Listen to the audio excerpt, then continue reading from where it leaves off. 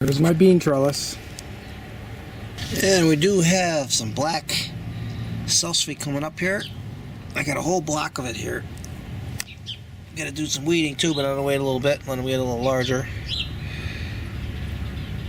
There's a nice one right there. You can see the shell of the seed still on the leaf in the back there.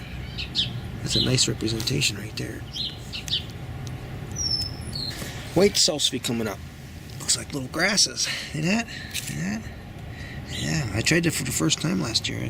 I really like the flavor of the roots.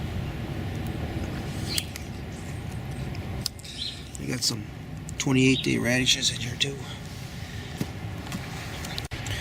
Sweetie soup peas are starting to send out their little tendrils. Grabbing on.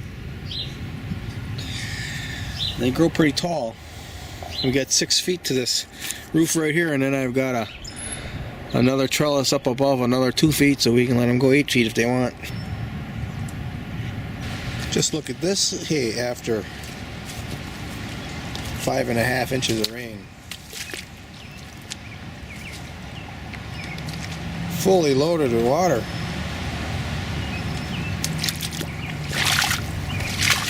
This is the very bottom of the backyard. Never seen it this high. What a magnificent plant. These are imperial white currants. And there's going to be a bumper crop if all of these blossoms become berries. Woohoo!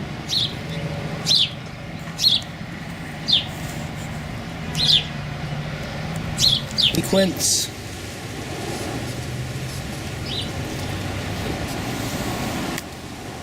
We might be overwhelmed with honeyberries this year. Blossoms all over. That's a nice looking blossom right there, let me tell you that. Jostaberry blossoms.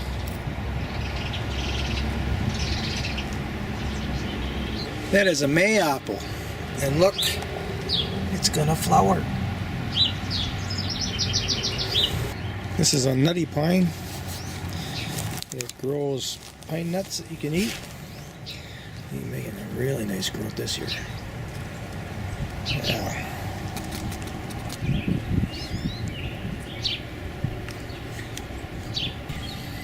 What do you think of that? That is called a lemony quince. Yeah, look at that.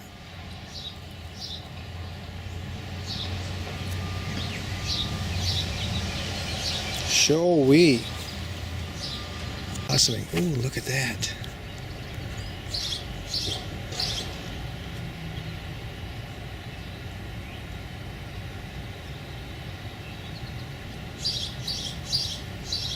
That's something different. I'm going to talk a little bit about swales here. This is my main crop garden number 1, and you can see there are 4 paths. And the paths are level. When it rains, the water doesn't flow to one side of the path or the other. And then between each of the paths are little humps that are like spillways. So although the paths are lower than the spillway, but the spillway is lower than the beds, if there's too much water, now the water can flow over the spillway instead of drowning the bed. And I got a little spillway right here, right at the gate. So all 4 of these are connected through spillways. And I got a little spillway at the gate, and it flows down into this path if there's too much water. And this path is actually a spillway where it is inclined towards the main crop gardens now on the left. And also feeding this path spillway is the downspout of the garage. So when the water comes down, it flows down through here, and it flows into this pathway, and it'll almost get to those buckets. I think the gray barrel is probably where it starts to rise up a little bit. And then all this water soaks into the ground right here at this wooden fence junction. That's the bottom of the swale. And then it flows into the garden pathways.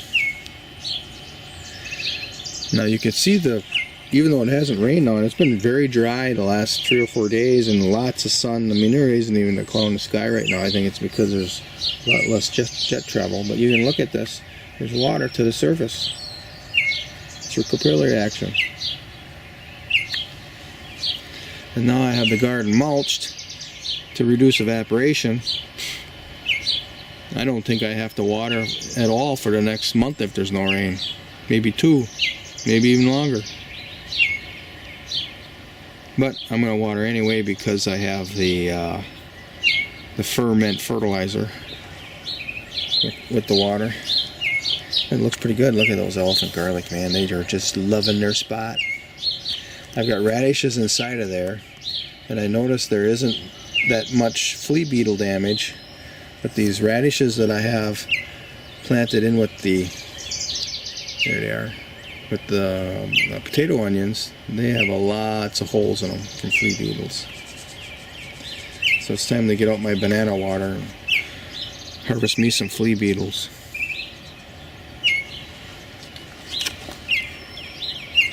What bird is that? Right here is the first swale that I dug by hand. I actually grew some really nice garlic back here for a couple years before the trees began to grow up. And the soil that I dug out here, I mounded up. And this is called a swale mound then. And this has double the topsoil. Now swales are really designed for tree systems. But when you dig smaller ones, you can also use them for gardens. And a swale can also be used to drain water away, in that if you had a spillway that you can remove, you know, if it's just a shovel full of dirt and you're getting a lot of rain, you just shovel a spillway away, and now it's a diversion swale. Water diversion drain.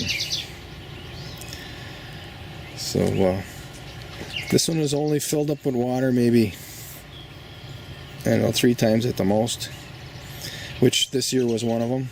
I dug this in 2013. I got a video of it when I first dug it. There was nothing here, and there's no trees here then. No, these trees are just growing nuts. Look at this peach tree. Got all these blossoms on it.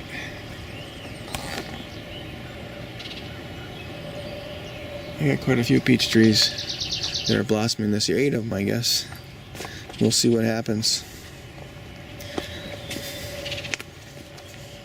Then there's a number of swales up on top of that part of the property. This is the width of the property. That brown fence there is the property line. And there's a number of swales here all heading down towards the other brown fence over there. This pathway included is a swale. It's just to stop and hold water. That's all it is. Hold water so it soaks in the ground. Once it's in the ground, it takes a long time for it to evaporate. So here is another main swale complex. Here is this pathway.